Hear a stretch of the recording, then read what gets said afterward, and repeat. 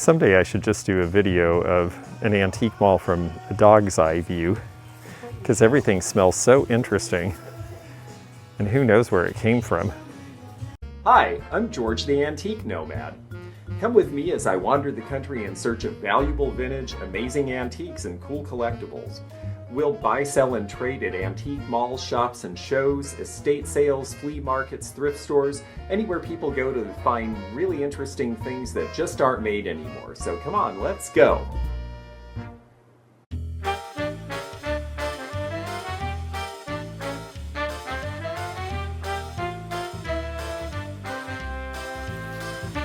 It just says malachite and chrome chair, but I love that color. That looks like it would actually be really fun in front of a vanity.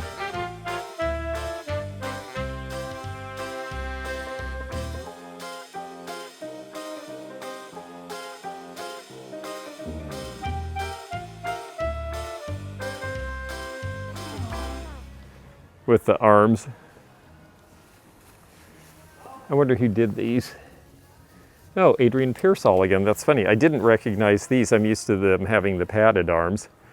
But I like the shape of these. And then I've shown these before in the Midwest. You don't see them very often, and I've rarely seen them in Seattle, but there is a horn chair with the cowhide covering. In this era where people are collecting taxidermy, that's the perfect thing.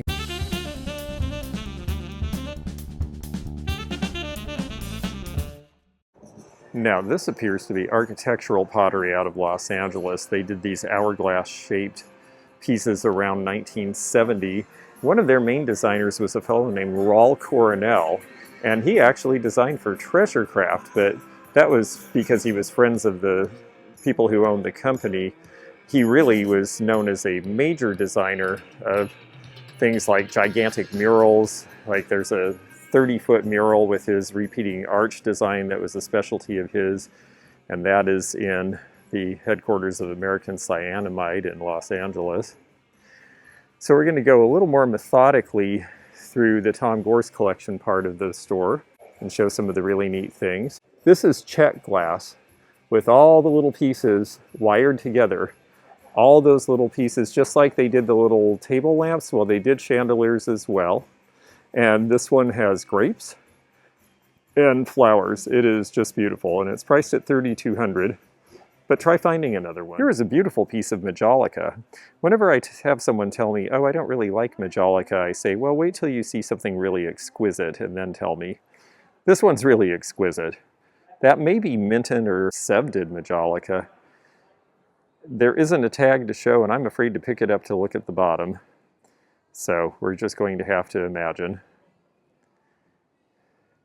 And then this pretty Madonna and Child painted on board from about 1900. It is in a wonderful cabinet.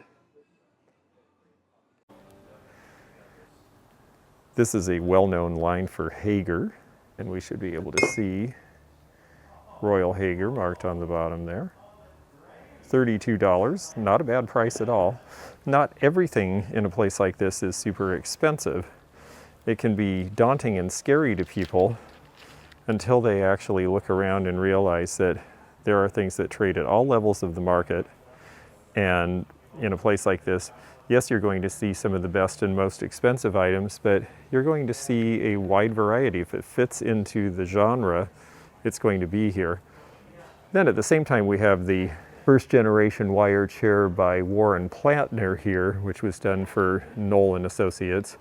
First generation because of the construction. They have made these since then, so you have to look at construction details to know the difference. This one being first generation is priced at $2,800. So it really does run the gamut here.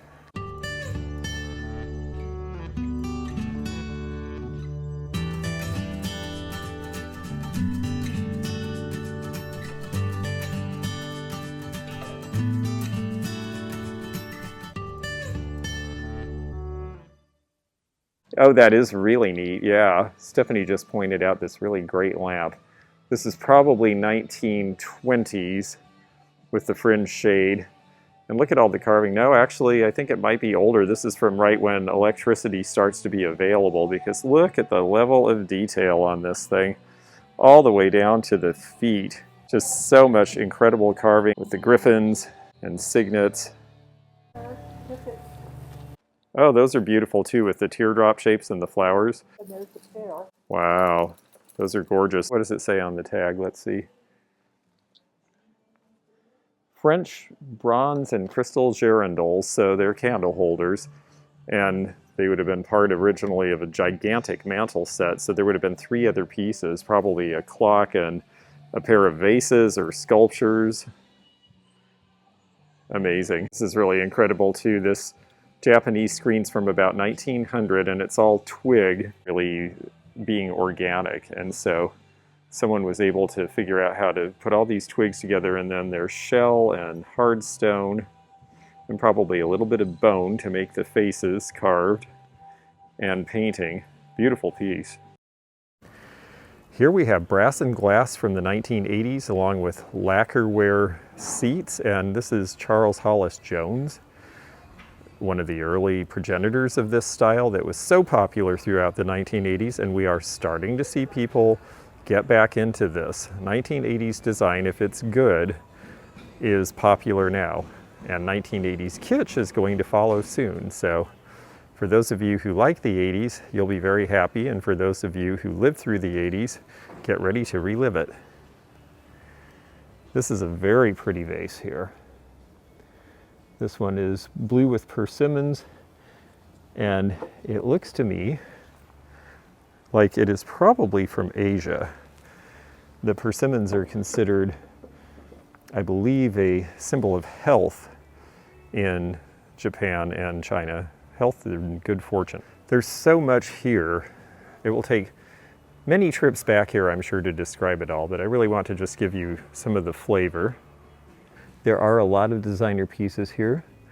This is Borg Morgensen, and these are rosewood again, the little set of nesting tables here.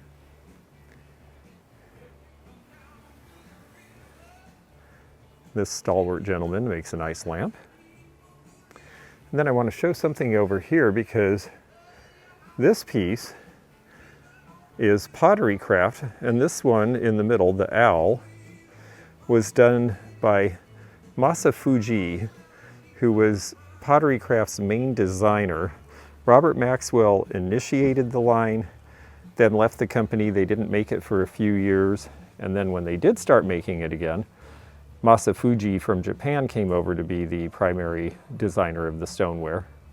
And I just love the droopy-eyed owl. They did some really great anthropomorphic items, and this is one of them. And nothing says modernism like Russell Wright dinnerware. We have the unusual white piece, which is the open loop-handled sauce pot. You don't see that very often. And these are a couple of different lines, Iroquois as well as American modern. And they are sitting on a Paul Hundevad shelf unit with a 4-drawer chest at the bottom, another Danish modernist. There is something to be said about names in modernist furniture. This set here is Arsel Bender Madsen for Bovenkamp, which was a big company in the time.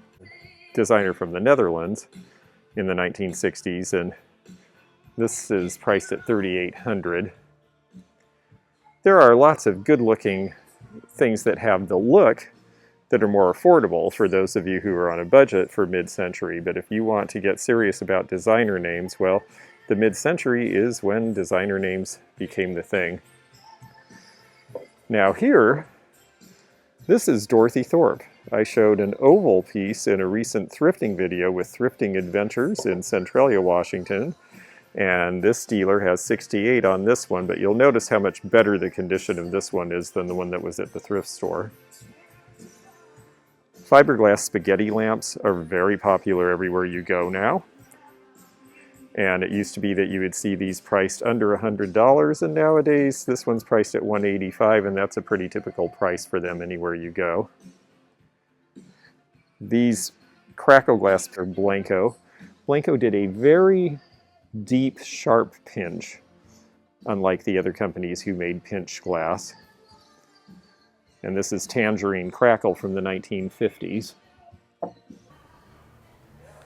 This looks like something I see in Palm Beach and in Florida, this stacked lucite lamp, which I find very attractive personally.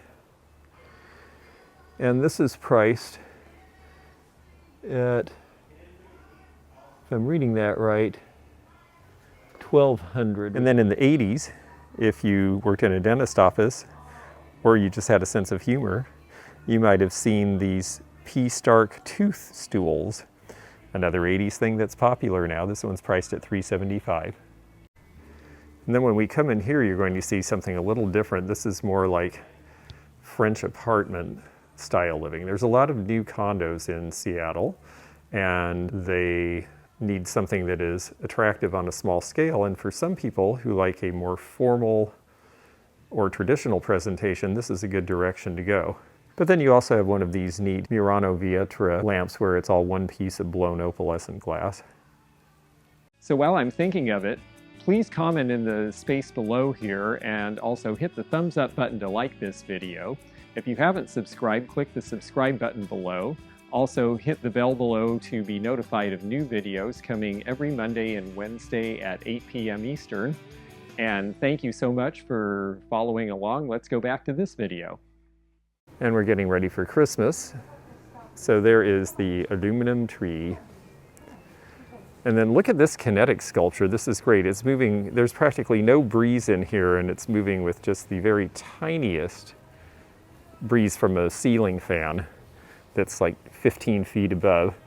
This is actually a John Anderson kinetic sculpture from the 1970s on top of a kidney-shaped table. I love kidney-shaped tables. When I was 6 years old, my family got a kidney-shaped table because that was used furniture back then. Ours was Formica and had the little kidney-shaped squiggles on top of it too. And oh, I wish I had that thing now. I'm sure it's worth a small fortune. And then look at that fun sofa and the purple chairs to go with. I'm a guy who likes color, I have to admit. And so I look at these things and I like colorful signs and the art. A lot of people in Seattle are more into neutral tones, I've noticed. But these are Vladimir Kagan, and Vladimir Kagan is a name people look for again. And then all this glassware is Blanco. Blanco did these rings in the 1950s. I believe Winslow Anderson, their first designer, came up with these, and they came in all sorts of different fun colors. And they're easy to hold on to when you're having cocktails, which is helpful.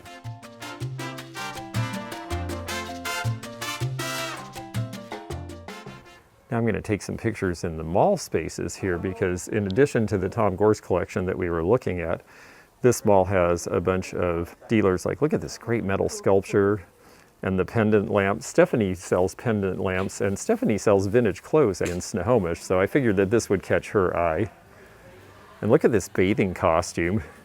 Right out of the 1920s or 30s, you would have seen people cavorting in St. Petersburg, Florida in something like this back in the Florida land boom days. It's priced at $195 because you really don't see those anymore. And that is dyed fur, not real leopard, fortunately. These lotus lamps are coming back into style. We see this in Florida a lot, and now people are starting to pick up on it everywhere. I showed this Danish table in a recent video, and one of the dealers here purchased it, and it's come here to be sold. Here's a neat architectural ornament from a rooftop. That's just a really neat sculptural piece made of stamped tin. That should date to about 1890 and is probably European. We're getting into the mall section of Epic Antique now. I have a space here as well. Artillery shell there, and an old medicine ball. Oh, look at my big eyes. And we're going to travel through here. I wanted to show these pickled bamboo pieces. These are priced in the $150 to $350 range. You have a nice open shelf. I like the wall mirror. And then the magazine rack. Those are all from about 1900 to 1910. Here's one that actually has inlays with paint on them in a Japanese style. Here's a neat piece of mercury glass in cobalt. This is 1920s. The dealer in this space collects Kralik, or Kralik, depending how you pronounce it, out of Czechoslovakia. And this one does not have a Czech etched mark on it, but my guess is that may be the maker. And it's only $49, which is a really good price. Back in the 1980s and 90s, when cobalt was all the rage, those were selling for $100 more than that. Cute Acme beer sign. This looks like something that would have been done in the 1940s or 50s, when Western was really the rage. It's priced at $95. That seems like a pretty good price for that. We see a lot of spaces in Louisville, Kentucky, and other parts of the Mid-South that are done in this very stark black and white, where they take traditional, but they use these very high contrast tones. It's very much in sync with things I've seen in Architectural Digest over the last 10 years. And we have a space here in Seattle that's doing this now as well. And I have to say, it's a very definite look, but it's a way to really make traditional look fresh and interesting in a way that gets away from just a lot of brown. And a lot of people are really liking this now. This centerpiece with cherubs on it is rather impressive. This one is a vintage bronze jardiniere with the putis, which are the little cherubic figures that are supporting the main part. My friend Virginia has this space, and there is a Hager gazelle in a color we don't see very often, teal. Definitely a late 80s color, and definitely popular. And she actually does rather well with rugs. There is still a market for rugs if you price them right. That one's priced at $895. That used to be a $2,500 rug, but that is not the market we're in now. But there is still interest in these. So again, everything can still sell. You just have to pay attention to pricing and where the trends are and work accordingly, because somebody liked all these things when they were new, and somebody likes them now. Here's another Northwest item. This is another dealer, and this is a macaw cedar basket with the canoeing on the side. This one's only $48. That's actually a good price. The weave's a little loose, so this would have been done probably in the 1970s or 80s for tourists, but it's still very well priced for that type of item. I usually get about $75 for something that size. They also have this very neat torchieres lamp with the deco base and the lucite tube. And this one's 1920s. This is not a 1980s reproduction, and it is priced at $850. One thing I think that's really fun in this space is old musical instruments put on bases and made into art pieces. We have a baritone and a coronet. Here's more pottery craft, and you will see pottery craft in Modernist malls, because after I wrote the book, people realized that yes, Robert Maxwell was involved. He did the shape of the ginger jar, but actually the drip glaze was created by their own staff, because they were doing the overlap glazes, which he initiated, as you see on these canisters here. And they said, well, what if we just let it run freeform like we did in the 60s with the lava glazes on the Hawaiian-looking items? And it was a good look, and it worked. It sold well. I remember these from when I was a kid. Supers, little soup bowls that stacked and had little faces. These are just slightly worn, but they're really cute. You don't see them very often. And she's even got jewelry. Only $24 for that set. Here's a good example of the return of 1980s brass. This lamp with the table built in is definitely a look, and it's great because you get lighting and a table. It's priced at $250. It's still reasonably priced. Not everyone has caught on to this yet. So you get double duty in a small space, which again, with a lot of new condos being built in Seattle, is really useful. These are pieces that I brought in that I believe were made in Connecticut by Gideon, but I got these in St. Petersburg, Florida. And yet you will find rust and dirt in this mall, just like the other places that are finding the popularity of these pieces to be too irresistible. Look at this great old pressed stone antifreeze stand. This would be 1930s. The stacking lawyers bookcases, these have been very popular. I sold one here in my space and they actually have gone very well here. I think these are really cute. These are Carlton ware. Carlton ware, more than probably any of the other English ceramic companies, extended its life by really latching on to modernism. These are Vivian Brennan designs. Look how great the owl is. These are 1970s and 80s era, but they do have the old school script Carlton ware signature on them. Carlton ware went out of production, I believe, in the late 1990s, so they are no more, but they made neat stuff. And you know, there's not so much time left until Christmas. In this neat old baby food cubby hole container here, we see a really fun collection of vintage Christmas items. Much more fun than prunes. And look at all the cool old ornaments on here.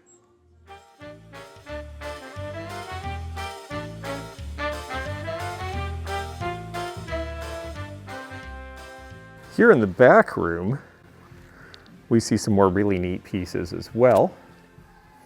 I really like these low-slung burlwood chairs.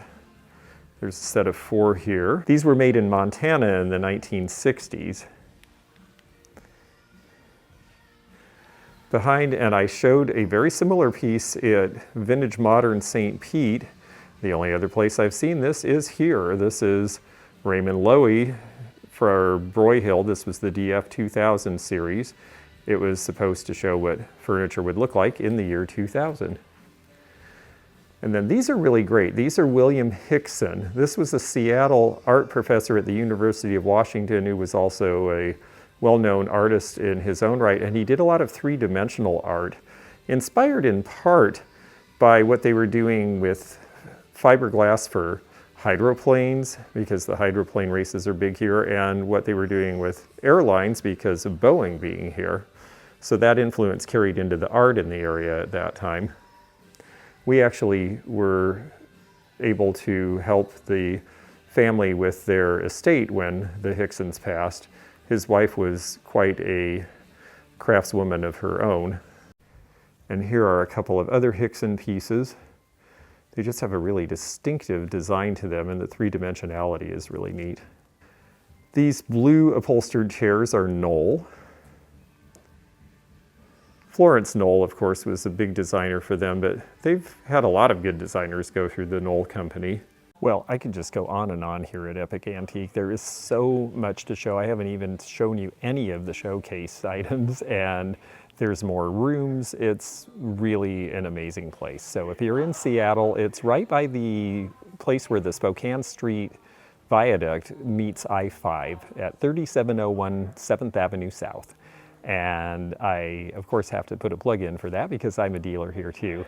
And it's just a really tremendous place. So thank you so much for watching, and I'm George the Antique Nomad on Periscope, Instagram, Twitter, and Facebook. I'll be back here for more and somewhere else with more adventures again soon. So bye for now. We'll see you again soon. Thanks for joining me again in the fun and fascinating antique community here where online meets the real world. Please click the subscribe button below.